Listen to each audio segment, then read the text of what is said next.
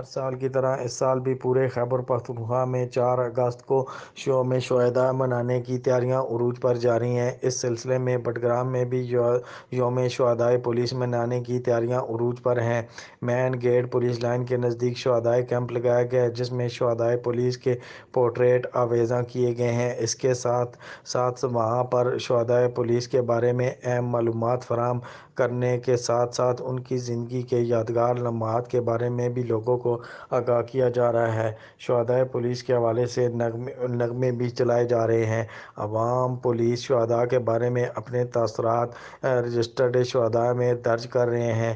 شہداء خیبر پختونخوا پولیس ہفتہ کے حوالے سے جگہ جگہ شہداء کے بینرز بھی لگائے جا رہے ہیں۔ جی